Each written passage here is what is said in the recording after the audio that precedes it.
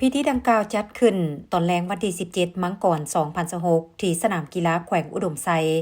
โดยการให้เกียรติเข้าร่วมของทานคำพันธ์เผยยวงศ์กรรมการกรมการเมืองศูนย์กลางพรรคหัวหน้าคณะโฆษณาอบรมศูนย์กลางพรรค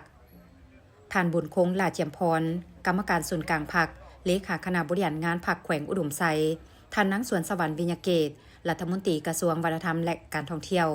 มีบรรดาการนำผักลัดขันแขวงเมืองพร้อมด้วยแขกถึกเซินจากสาธารณรัฐประชาชนจีนแขวงเชียงใหม่ราชอาณาจักรไทยและตลอดฮอดประชาชนประดับเผ่าเขาห่วมท่านนางอัมไพวรปัญญลักษณ์หัวหน้าแผนกวัฒนธรรมและท่องเที่ยวแขวงอุดมไซได้ขึ้นรายงานผลการกักเกี่ยมจัดงานครั้งนี้เพื่อเป็นการจะตั้งปฏิบัติแผนพัฒนาเศรษฐกิจสังคมของแขวงติดพันกับการพันขยายยุทธศาสตร์พัฒนาให้ปรากฏผลเป็นจริงก็คือแผนการจัดงานบุญประเพณีประดับเผ่าที่ได้จัดขึ้นในแต่ละปีซึ่งปีนี้จัดขึ้นเป็นปีที่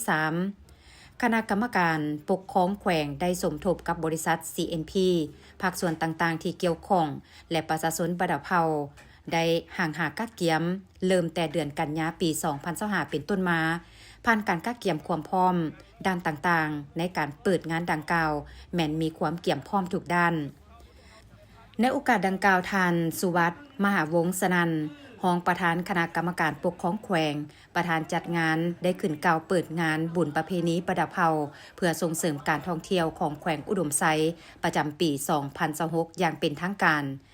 ท่านกล่าวว่าในท่ามกลางบรรยากาศที่ทั่วภาคทั่วรัฐทั่วกองทัพและทั่วปวงชนลาวทั้งชาติพร้อมสมเสยผลสำเร็จการเฉลิมฉลอง3วันประวัติศาสตร์ของชาติของพรรคและผลสำเร็จกองประชุมใหญ่ผู้แทนทั่วประเทศครั้งที่12ของพรรคเว้ารวมว่าเฉพาะแขวงอุดมไซพร้อมสุมไซผันขยายมติกองประชุมใหญ่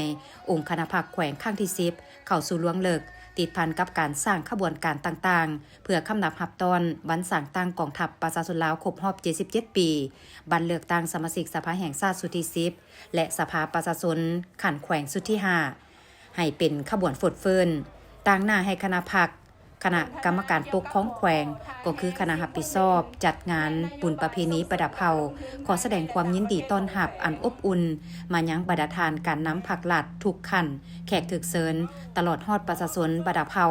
นักท่องเที่ยวทางภายในและต่างประเทศที่มาร่วมงานบุญประเพณีประดับเผ่าเพื่อส่งเสริมการท่องเที่ยวแขวงอุดมไซ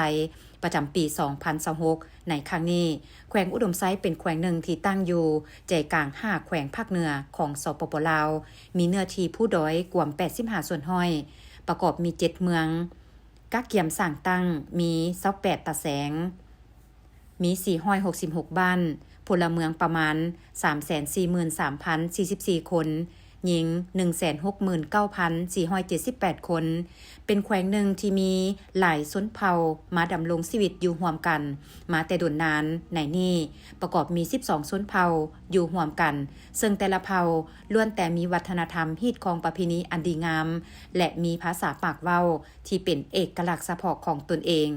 มีมวลเสื้อความดุมันสามัคคีปองดองหักแพงช่วยเหลือซึ่งกันและกันเป็นเจ้าการประกอบส่วนเข้าในการปกปักรักษาและสร้างสรรค์พัฒนาแขวงอุดมไซ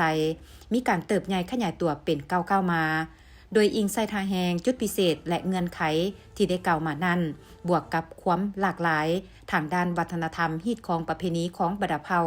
คณะพรรคคณะกรรมการปกครองแขวงจึงได้เต้าโฮมเอางานบุญของเผ่าต่างๆโดยเฉพาะแม่น5เผ่าคือเผ่าลาวกะโมมงเผ่าห่อ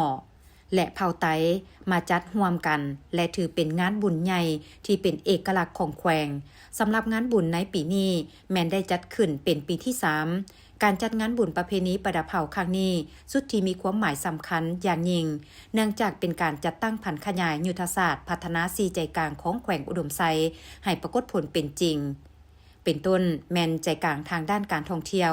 จุดประสงค์ต้นตอแมนเพื่อเป็นการอนุรักษ์รักษาหมุนเสื้อวัฒนธรรมฮิตของประเพณีอันดีงามเป็นการเต้าโฮมความสามัคคีเป็นจิตหนึ่งใจเดียวของประชาชนประดับเผ่าให้แน่นแฟ้นทั้งเป็นการส่งเสริมการท่องเที่ยวการค้าการลงทุนและการแลกเปลี่ยนบทเรียนซึ่งกันและกัน